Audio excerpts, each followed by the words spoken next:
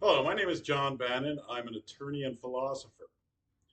Today's video is probably one of the scariest videos for many philosophers.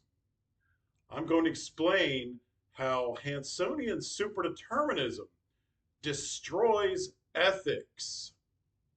When I speak of Hanssonian superdeterminism, I'm referring to a very specific version of superdeterminism proven by Swedish theoretical physicist Dr. Johan Hansson in 2020. You can find his proof in the peer-reviewed physics journal, Physics Essays, volume 33, number 2, June of 2020, pages 216 to 218. Dr. Hansson proved that we live in a fourth dimensional block universe comprised of three dimensions of space and one hidden static dimension of time. But there is no such thing as cause and effect in physics, or physical causation, or probabilistic causation. Rather, there is a hidden fourth dimension of time, and in that dimension, there are particles, and these particles are set in place like pebbles in concrete. You can't move them, you can't change them, they're permanent, but they do create patterns through the static dimension of time, which we describe as our logical mathematical laws of physics. So, with that in mind, I'm going to explain to you how Hanssonian superdeterminism destroys ethics. The classical concept of human flourishing, eudaimonia, logically requires individual excellence, or arete, which is defined as a dynamic, independent process where an agent actively navigates choices to actualize unformed potentials. Hanssonian superdeterminism says we live in a 4D block universe without physical causation, moving time, or changes. You can't have moving time without physical causation because nothing can be caused to move in time. Moreover, nothing can be caused to change. So you don't have change either. And the whole thing is permanent. So we live in a block universe where every event is frozen into a web of global superdeterministic correlations. Now, in a Hanssonian static block universe, the human mind is entirely physical.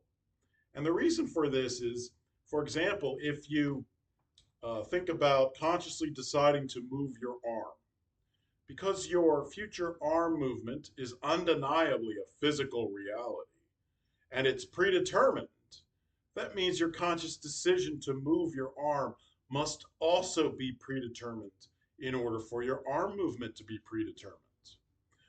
However, uh, our consciousness is located where our brain particles are. So it must be the physical brain particles and the way they're organized in a complicated fashion through the static dimension of time that is predetermined to lead to predetermined conscious thoughts, such as the conscious thought to move one's arm. Now, it's mysterious as to why consciousness is immaterial, but if I were to guess, I would say this. If you look at the particle positions in the static block universe and the patterns they make, they can be described through logical mathematical laws of physics, which is telling you that the universe is logic. And logic, this particle logic, needs a reality to exist in. And that is what our physical universe is. However, if logic has the capacity to have its own form of reality in which it is necessary for it to exist in the first place, then you could have a different form of logic in the brain, a logic I call the logic of the possible, which would have its own form of reality, which we experience as consciousness. So, because the human mind is a physical reality and an aspect of the block universe. It possesses no independence from the block universe itself. It's part of the block universe. It is not a machine processing information through cause and effect, but merely the static appearance of a machine through the dimension of time. So, because under Hanssonian superdeterminism, independent agency uh, and dynamic potential and active mental processing are physical impossibilities, then individual arate or flourishing is completely dissolved into static superdeterministic correlations, rendering classic human flourishing and virtue ethics impossible.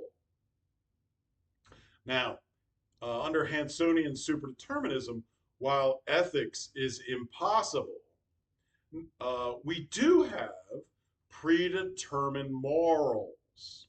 So, our universe on Earth has predetermined that Christianity would be the predominant world religion among humanity in terms of membership.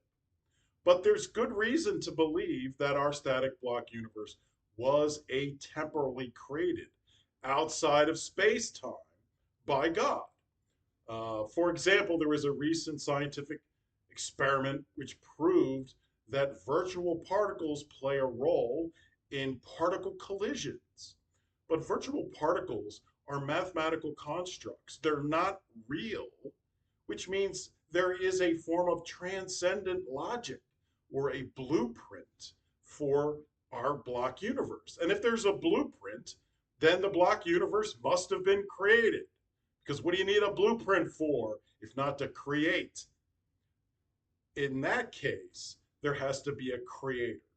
And in the case of the creation of our static block universe, it has to be a supremely intelligent, free being that knows everything, which we call God, because it has to know everything, because it has to know of and understand everything in order to predetermine its existence in the block universe, which it atemporally creates. So, from that, one can reasonably infer that the moral teachings of the predominant world religion of Christianity reflects the moral blueprint for humanity through the transcendent logic and blueprint of the universe, as well as the creator God, who would make the predominant world religion about him true, the true moral teaching for humanity, because it's, after all, about him, the creator. So, Hanssonian superdeterminism doesn't leave you hanging in terms of morals. It does point to Christian morality as the blueprint for humanity, even though it does disprove virtue ethics. All right, well, I hope you learned something and weren't too scared by all of that. And I'll give you a second to read the board.